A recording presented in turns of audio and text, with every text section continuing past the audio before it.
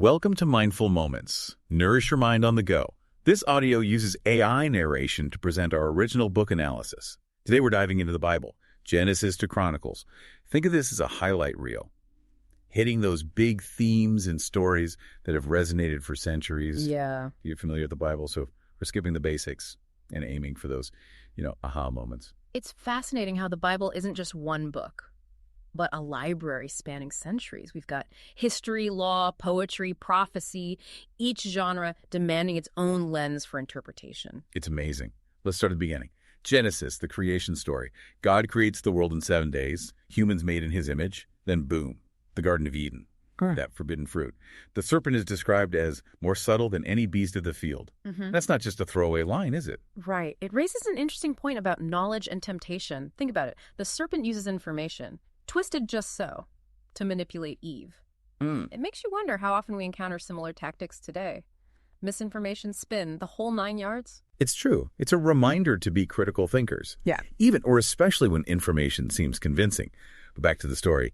Adam and Eve's disobedience throws them out of paradise, kicking off a chain of consequences. Yeah. And then, of course, the flood. Talk about consequences. God wipes the slate clean, except for Noah and his crew. But even in judgment, there's mercy. Right. The rainbow symbolizes God's covenant with Noah, a promise of no more worldwide floods. Yeah. That idea of a covenant, a binding agreement, is central to the Bible. It's not a one-time deal, but an ongoing relationship between God and humanity. That's a great point. And that relationship plays out through specific lineages. God promises Abraham land, descendants, blessings galore. Those promises echo through generations, shaping the entire narrative. And it's not always a smooth journey. Think about Joseph, betrayed by his brothers, sold into slavery. Yet even in those darkest moments, there's a sense that God's working behind the scenes.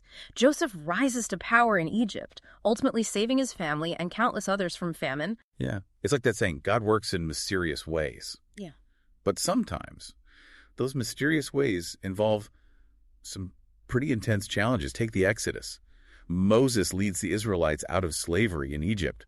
We've got plagues, the Red Sea splitting, the whole dramatic escape.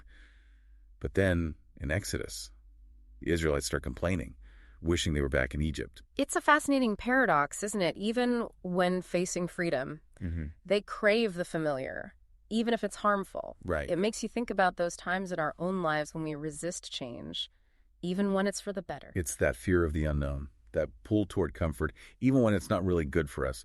But freedom comes with responsibilities. Yeah. Once out of Egypt, they received the 10 Commandments on Mount Sinai. Those commandments go beyond a simple list of rules. They establish a framework for a just society, a way to live in harmony with God and with each other. We can see echoes of those principles in legal and ethical systems even today. And speaking of frameworks, there's those incredibly detailed instructions for building the tabernacle, God's dwelling place among the people. Talk about attention to detail. Those specifications weren't just about aesthetics. They emphasized the importance of ritual purity and a right relationship with the divine. It's a reminder that even the seemingly mundane aspects of life can have spiritual significance. It's like those blueprints were a way of saying, I pay attention, even to the smallest details, because it all matters. Yeah. But even with divine blueprints, things don't always go smoothly. They wander in the wilderness for 40 years, facing trial after trial. Manna from heaven, water from rocks, and a whole lot of grumbling along the way. It's a test of faith, a reminder that even when we feel lost, God is providing. It also shows how quickly we forget those provisions and fall back into complaining. It's true. I'm sure we've all had those moments where we focus on what we lack instead of being grateful for what we have. Absolutely. But eventually, under Joshua's leadership, they enter the promised land.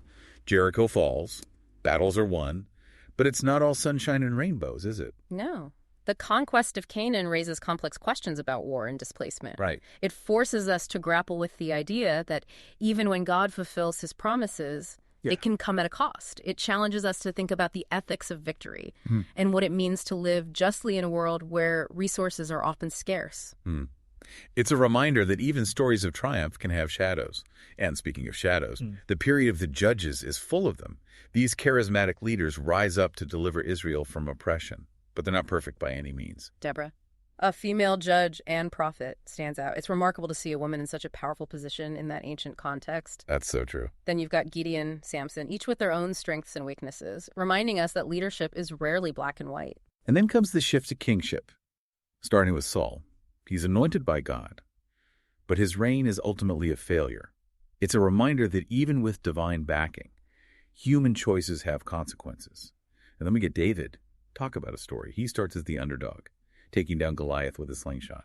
David embodies courage and faith, but he's also deeply flawed. He unites the tribes, makes Jerusalem the capital, but then there's the Bathsheba affair. The consequences that ripple through his family. It's a reminder that even the most celebrated figures have their failings. It's interesting. And then his son, Solomon, takes the throne. He's known for his wisdom, the building of the temple, expanding the kingdom. He even impresses the Queen of Sheba, which is no small feat. Solomon's reign is often seen as a golden age. But even with all that wisdom, things unravel after his death. The kingdom splits, and it all goes downhill from there. Idolatry, rebellion, consequences. It's a recurring cycle. Right. It's like they forgot everything they learned during those wilderness wanderings. Yeah. The prophets, Elisha, try to warn them, call them back to God, but their message often falls on deaf ears. And ultimately, both kingdoms are destroyed.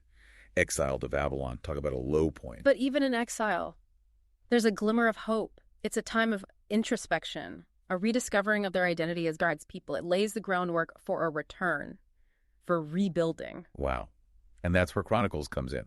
It's a retelling of the story, emphasizing faithfulness and the enduring legacy of God's covenant.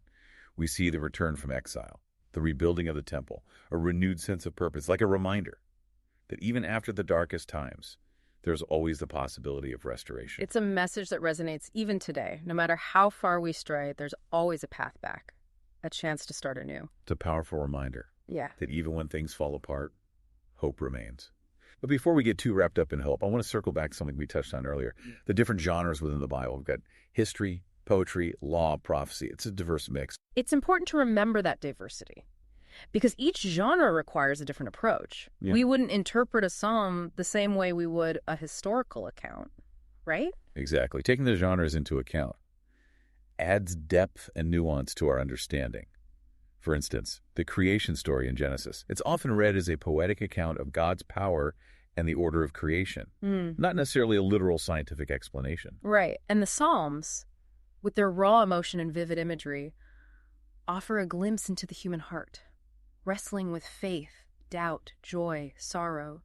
They invite us to connect with our own emotional landscape, to find resonance with the experiences of those who came before us. And then you have those legal codes, like the Ten Commandments, which lay out a framework for ethical living and social justice.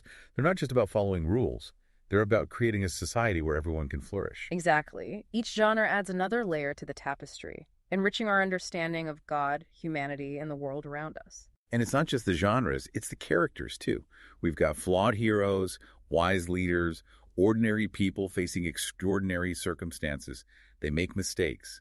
They experience triumphs and failures, just like us. They remind us that the Bible isn't just a book of ancient stories. It's a reflection of the human experience, timeless and universal. It's about grappling with those big questions about life, meaning, purpose. And it invites us to do the same. It makes you wonder, what makes a story or a text sacred, doesn't it? What gives it that power to endure, to speak to us across centuries? That's a question worth pondering. It's not just about religious affiliation. It's about those narratives that resonate deep within us, that shape our values and beliefs. It's those stories that offer guidance, that help us make sense of the world, that give us a sense of purpose. And the Bible, with its tapestry of genres and characters, certainly fits that bill. It sparked countless interpretations, debates, movements. It's woven itself into the fabric of human history. It's a reminder that even ancient texts can still speak to us today, offering wisdom and insights for our modern lives. Absolutely. And for anyone listening who's feeling intrigued, I encourage you to dive into the Bible yourself. Don't just take our word for it. Explore it firsthand. Wrestle with its ideas and see what resonates with you. We've got a link to purchase the King James Version in our show notes. It's a journey worth taking. And while you're at it, hit that subscribe button so you don't miss our future deep dives into other fascinating books and ideas. Thanks for joining us on this exploration of the Bible, Genesis to Chronicles. It's been a pleasure unpacking these timeless stories and themes. Until next time, keep those minds curious and engaged. Thanks for listening.